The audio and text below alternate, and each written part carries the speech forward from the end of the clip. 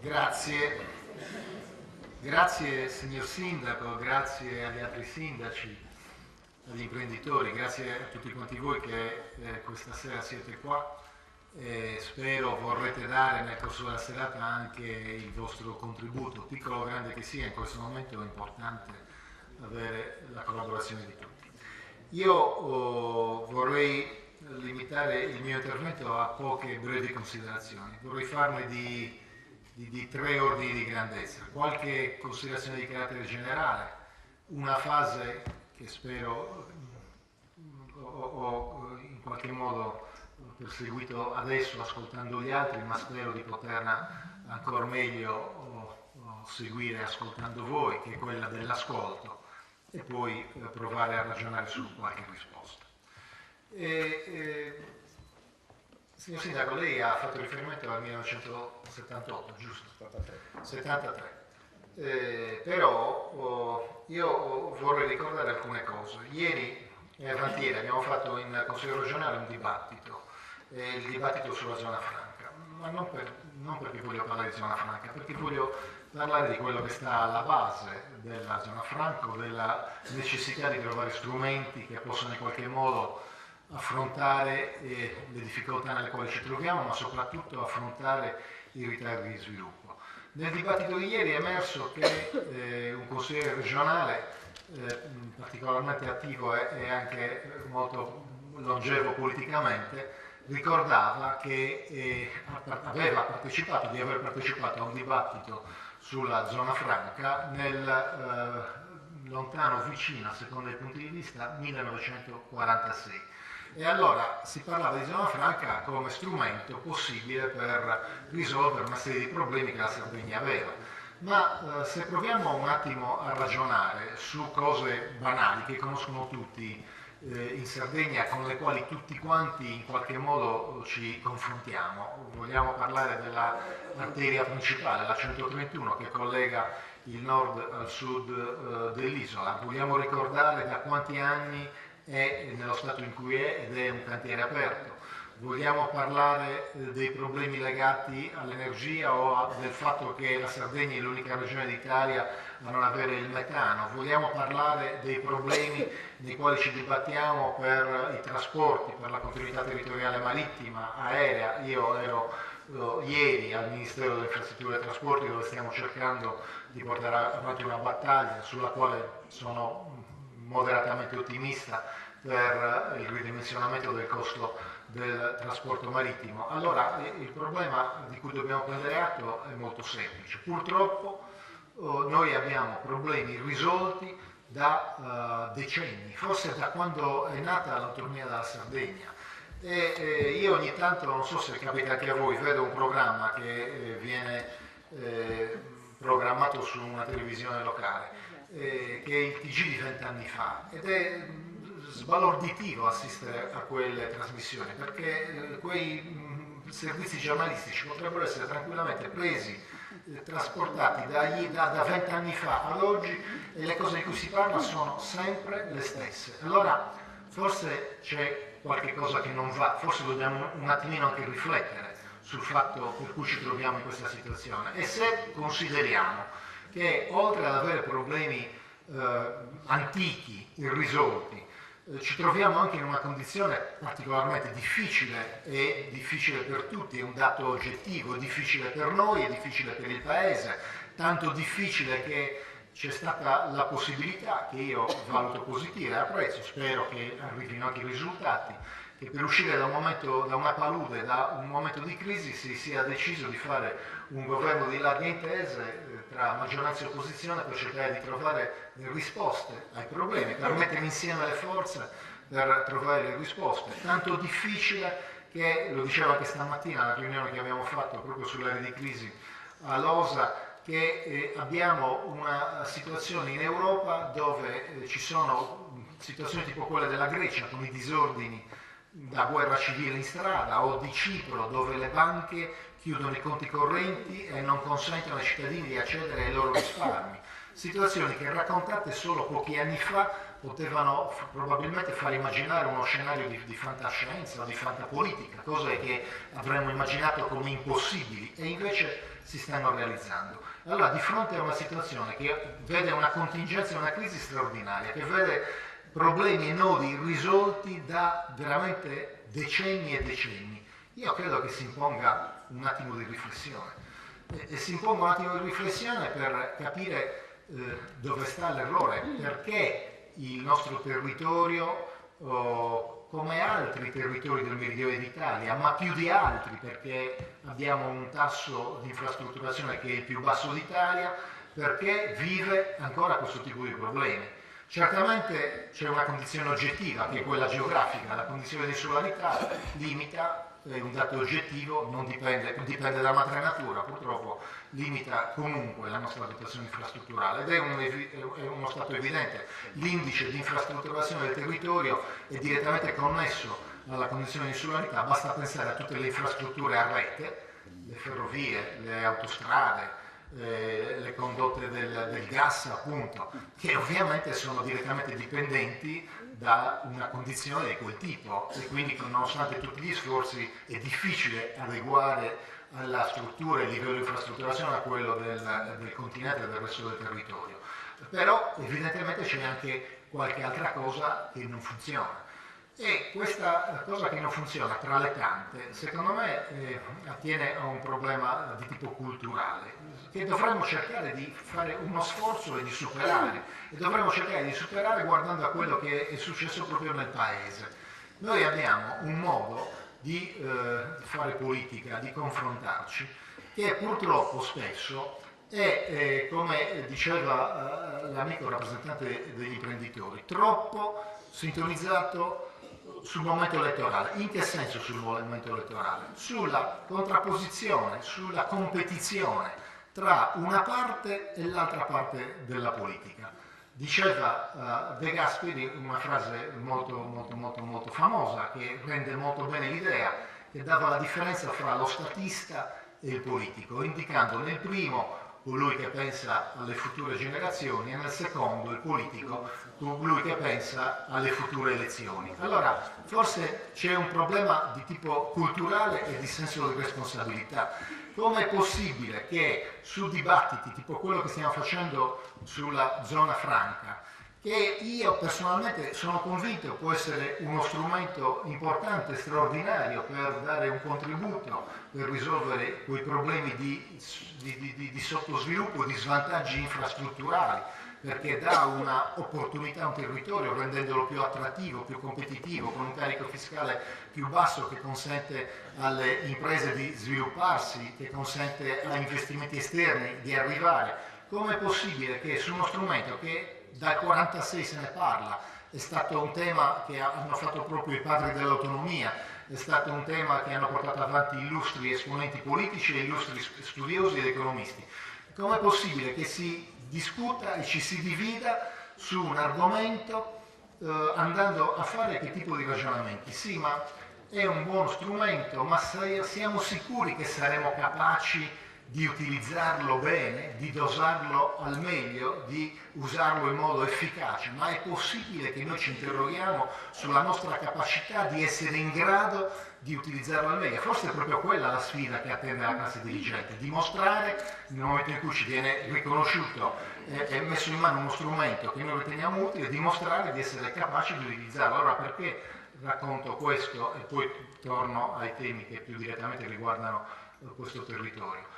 Perché credo che la prima cosa sulla quale riflettere sia quella di provare veramente a fare uno sforzo e provare a unire le forze una volta per tutte, provare a cercare di essere almeno sulle partite alte che riguardano il bene comune, almeno nei momenti di maggiore difficoltà, come facciamo anche nelle famiglie, nelle nostre comunità, in casa, quando c'è un problema ci si trova intorno al tavolo, si affronta il problema, ci si rimbocca le maniche e con la solidarietà familiare, con la fratellanza si cerca di risolvere i problemi. Almeno su questi problemi forse dovremmo provare ad essere fratelli sardi e non nemici sardi, l'uno che guarda in cagnesco l'altro. Noi abbiamo la rappresentanza oggi di una commissione importante, la commissione Isole nella conferenza delle regioni periferiche e marittime d'Europa, dove noi abbiamo la presidenza, quindi coordiniamo un certo numero di isole d'Europa, che è una massa critica importante perché facciamo 20 milioni di abitanti, capite? Noi siamo 1.600.000, che cosa vuol dire in termini di potere contrattuale? Anche attraverso quello strumento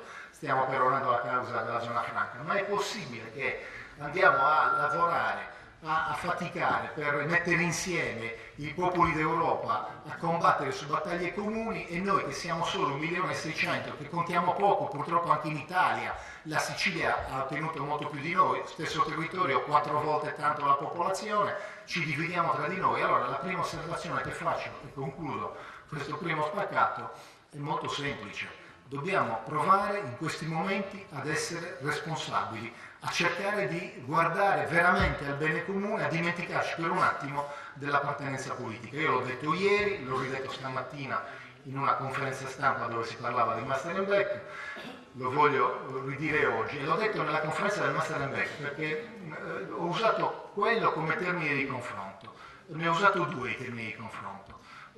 Parlo adesso, come dire, consentitemi 2 parole a favore della mia posizione, della mia parte politica, ma non perché voglio fare differenze, perché voglio dare un contributo positivo. Noi, quando c'è stata l'avvertenza entrate, quando è stato necessario unire le forze di tutti i sardi nel 2006-2007, fine 2006, per ottenere un risultato importante, storico, al quale si stava lavorando da decenni, anche in quel caso, siamo stati capaci di unirci tutti quanti, abbiamo tutti quanti rappresentato la Sardegna. C'era un presidente che si chiamava Renato Soru che ha portato avanti una battaglia e c'era un'opposizione nella quale c'eravamo anche noi che lo ha sostenuto, lo ha supportato, che insieme a lui è andato a combattere a Roma per ottenere quel risultato che si è ottenuto, e questo è un dato. Oggi presentavo in conferenza stampa lo stato dell'arte sui Master Beck, sulle modifiche e sui nuovi bandi che abbiamo fatto, e partivo anche in quel caso da un dato oggettivo. Master Beck è un programma che la mia giunta ha ereditato, era una cosa positiva che ha fatto un'altra giunta. Allora anche quella credo che sia buona politica, riconoscere le cose buone, anche se non le abbiamo fatte noi, prenderle come base di partenza, magari intervenire, perché non tutto è perfetto o tutto è perfettibile, intervenire per risolvere le criticità, mettere mano alle cose che non vanno e migliorarlo ulteriormente, ma partendo da una base che non è di cui non abbiamo la primogenitura. E allora ho detto anche stamattina come ieri, sulla zona franca, se il problema è quello della campagna elettorale, del momento elettorale, e qualcuno può temere che il presidente attuale della regione abbia un eccesso di visibilità su un tema così importante, io sono il primo che fa un passo indietro. Ho invitato il mio avversario storico, Renato Soru, a fare, io faccio un passo indietro, lui ne faccia un avanti, venga al mio fianco, io sto anche un pochettino dietro, gli guardo le spalle e combattiamo insieme per ottenere un risultato storico per la nostra terra. Credo che questo sia il momento della responsabilità, non delle campagne elettorali. Credo che questo sia l'atteggiamento giusto da adottare in un momento di difficoltà. Allora questo è il primo tema, Se noi saremo capaci di fare una politica di questo tipo, come richiamava anche l'amico imprenditore, allora forse saremo capaci anche di dare il buon esempio e di meritare il supporto e la collaborazione di tutti gli altri e di chiedere, di pretendere da tutti, da ognuno, di fare la propria parte. C'è un pezzo molto bello di un discorso famoso del presidente Obama che dice grosso modo questo: io sto chiedendo a voi di credere, ma non tanto di credere nella mia capacità di condurvi verso il cambiamento, ma di credere nella vostra capacità di condurre il cambiamento. Allora questo significa che forse ciascuno deve dare il proprio contributo, però con che coraggio possiamo noi, politici, classe dirigente, classe politica,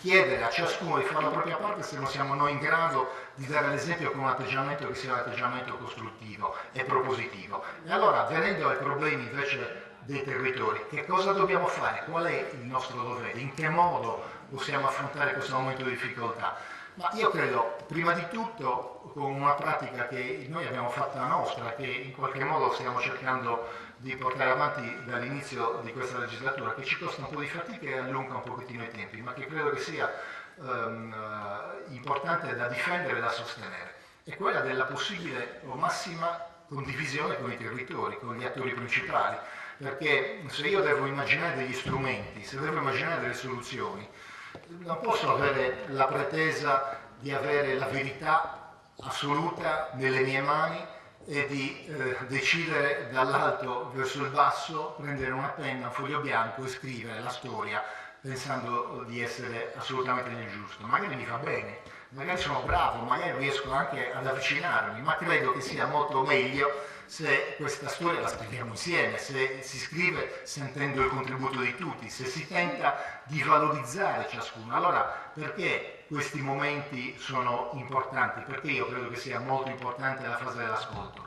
Perché il mio dovere è ascoltarvi e poi aiutarvi a dotarvi degli strumenti che vi consentono di portare avanti le vostre rivendicazioni, le vostre idee, la vostra impostazione, magari insieme condividerla per poterla anche armonizzare su un quadro regionale. Questo è il compito della regione, di poter in qualche modo sovraintendere per armonizzarlo, ma in un spirito e sulla base di un principio di sussidiarietà, quindi aiutando le comunità dal basso a realizzare la propria impostazione e il proprio disegno. E lo strumento delle aree di crisi e dei territori svantaggiati funziona esattamente in questo modo.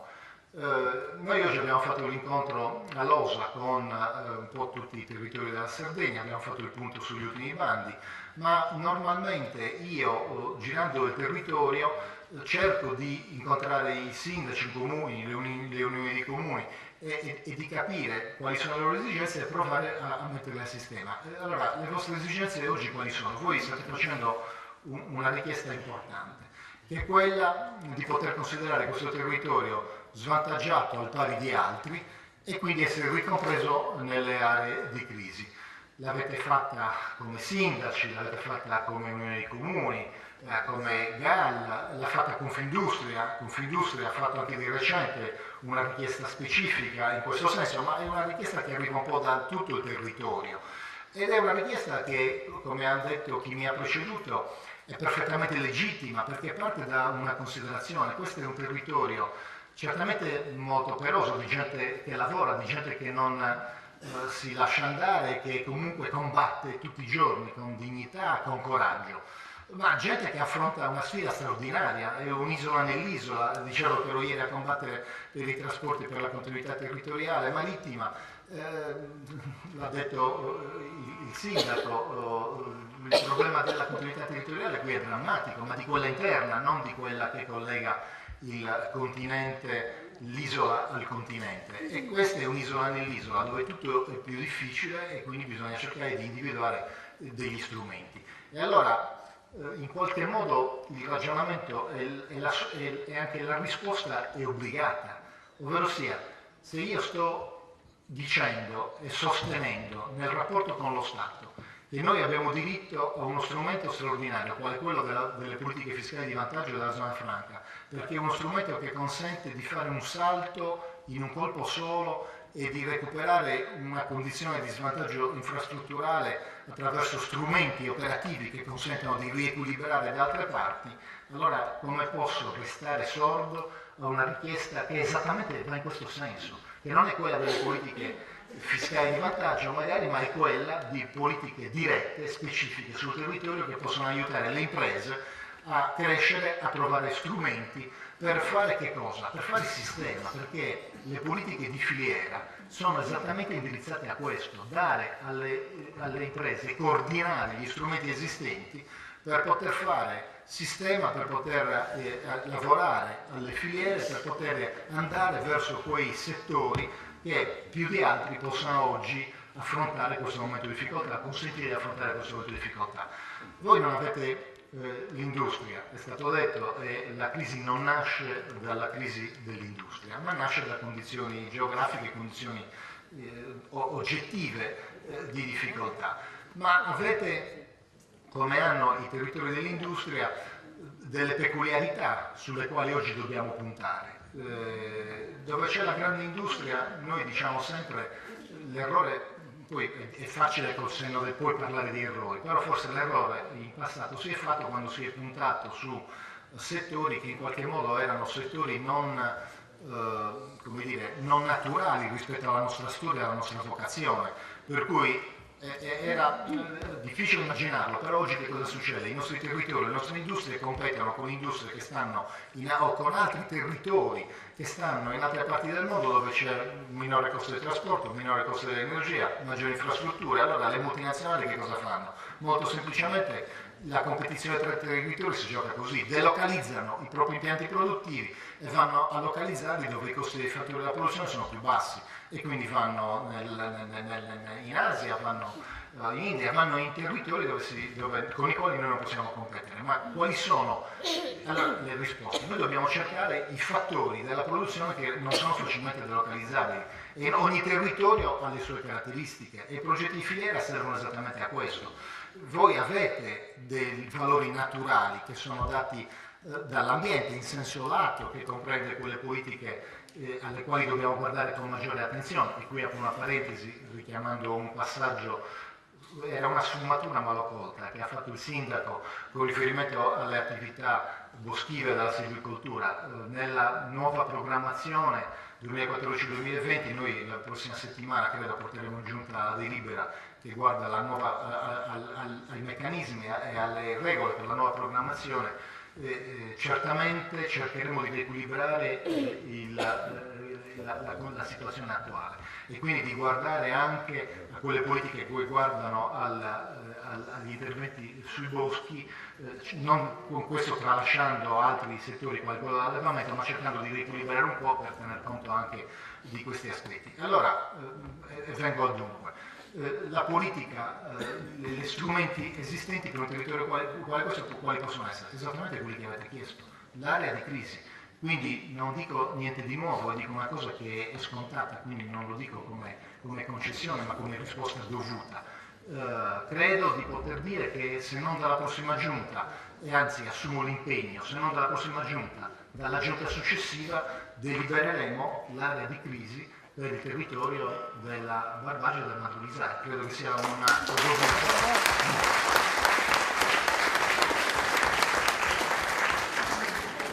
e credo che sia una risposta dovuta, e penso che con l'avvio di quel processo si possa avviare un ragionamento, come dire, più proficuo, più operativo, ci si possa trovare a quel tavolo, questa volta con gli strumenti che consentono di avere accesso alle risorse, e provando a essere, come dire, concreti nella costruzione di un percorso alternativo. C'è anche un'altra cosa della quale volevo parlare, e poi magari se ho dimenticato, anzi sicuramente ho dimenticato tante cose, ma magari nel dibattito resto disponibile ad affrontare quello che posso aver dimenticato. C'è una richiesta che è stata fatta proprio parlando della valorizzazione di quei fattori che sono la ricchezza del patrimonio del territorio. E voi certamente ne avete, sto pensando all'ambiente straordinario, sto pensando alle attività dell'agroalimentare, sto pensando a quelle attività che insieme possono costituire un mix che può dare anche una spinta alla montagna per valorizzarne il suo potenziale anche sul piano turistico e della promozione del territorio. C'è una richiesta che è stata fatta dal comune di Belvì, caro sindaco, se non sbaglio, che è quella della Bitas. Voi sapete, la Bitas si è tenuta, l'ultima edizione si è tenuta a Bosa. C'era stata una richiesta analoga l'anno scorso e avevamo consentito alla richiesta di Bosa. Prima di Bosa si era tenuta a Nuoro. Io credo che la vostra richiesta si possa prendere in considerazione, ma provo, come dire, a allargare un po' il ragionamento. Perché non pensare a una Bitas della montagna? E allora, perché non immaginare una Bitas che sia organizzata non solo a Belvì, ma sia organizzata a Belvì, sia organizzata a Tonara, sia organizzata ad Esolo, che sia allargata a tutti i territori e proviamo a immaginare, ci lavoriamo da subito a uno schema che sia condiviso e che diventi proprio l'emblema perfetto, eccellente di quelle proposte di marketing territoriale, di vendita del territorio basate su quelli che sono i valori e il patrimonio di quel territorio. Allora io la disponibilità la do da subito, anzi non do una disponibilità, assumo l'impegno, mettiamoci a lavorare da subito per fare una costruzione di questo tipo e credo che questa sia un'altra delle cose che in qualche modo sono dovute e che è opportuno che arrivino con meccanismi concreti. Tante altre cose avrei da dirvi e vi vorrei dire. Però ho detto in principio che il dovere della politica e uno dei motivi per cui sono qua è quello dell'ascolto. Allora magari preferirei sentire un po' anche voi e poi eventualmente continuare a dare un contributo, però rispondendo anche a qualche vostra domanda. Grazie.